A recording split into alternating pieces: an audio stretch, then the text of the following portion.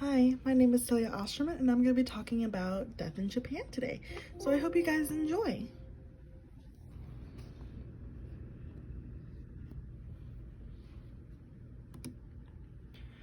So Japan is in the continent of Asia and covers 364,485 square kilometers of land and 13,430 square kilometers of water, making it the 62nd largest nation in the world. There are 4 major islands and literally thousands of smaller ones. Japan is home to 125 million people. The capital is Tokyo. The official language is Japanese. The unit of currency is called yen. And Japan is a constitutional monarchy. So the ritual in Japan is that regardless of what religion the family practices, nearly all Japanese funerals are conducted Buddhist style. This culture does the same as many Western countries, what is known as a wake. This is when friends and family members of the deceased gather around, and a Buddhist priest will say a chant while the family and others offer incense. The ososhiki is the actual Japanese funeral service and contains several ceremonies.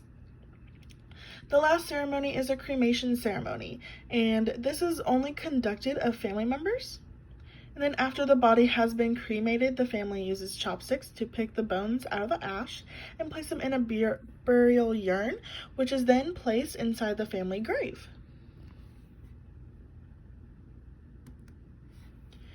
Historical influences. Because of the rich history and the influences from the vast dynasties of China and Korea, Japan's culture maintains funeral traditions that contain a variety of rules, and those are actually set in stone. No pun intended either. Some include items being placed in the casket during the wake, coins symbolizing the crossing of a river in the afterlife, and the direction the body faces. These all show how the spirit will travel into the afterlife. Like how Christians, we go through purgatory before we can go on to heaven and or hell. So, method of body disposition. Between 1603 and 1867, burial customs looked like what we see today. The disposal of the deceased was left entirely to the family. In Western Japan, corpses were buried in shallow graves, which were used more than once as a communal burial pit, which is very interesting. Some bodies were even dumped by the bank of a river. That's kind of crazy and also gross at the same time. But that's how their custom is. After death beliefs, Japanese Buddhists pray to Amida Buddha, who provides the path to the Pure Land, a paradise where spirits can attain nirvana more easily. The spirit takes a new name to cut ties to its prior human life and embrace new existence. It is also believed that after cremation, the spirit starts a 49-day spiritual journey, which frees it from any bonds to the physical world. And then there's a pretty good picture of Amida Buddha.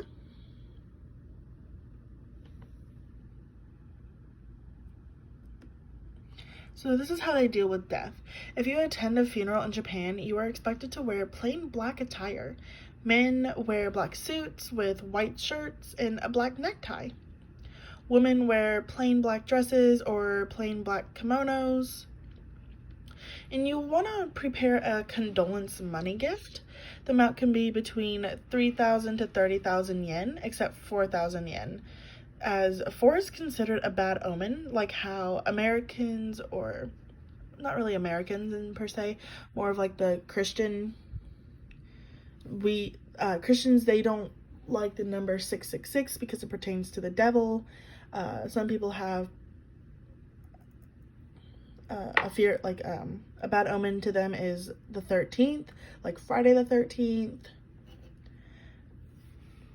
It's just bad luck. In Japan, for it to be for number 4.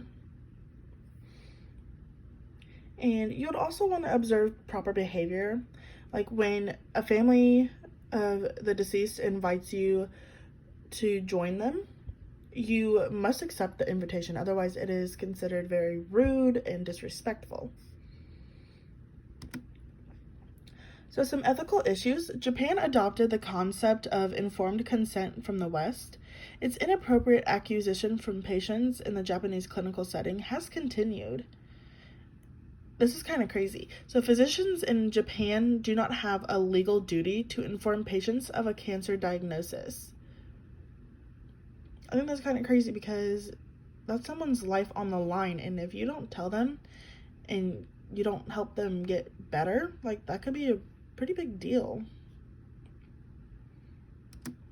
So some of my findings, I found out that a funeral includes a wake, cremation of the deceased, and a burial in a family grave, and a periodic memorial service. Another interesting thing I found out is the family uses chopsticks to remove the bones from the ashes of the deceased. I find that very interesting, and it's not just one person doing it, it's two people doing it at the same time, picking up a bone together. Another finding I came upon was that a knife may be put on the chest of the deceased to drive away evil spirits.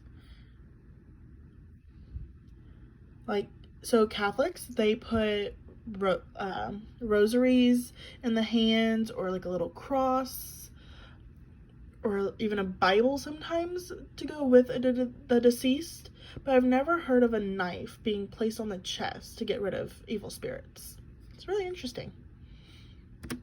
So here's my works cited page, and they go in order of the slide that I talked about, and you are more than welcome to look them up, and if you have any questions, feel free to have a whack at it. So I hope you enjoyed my little presentation on Japan, and have a great day. Thank you.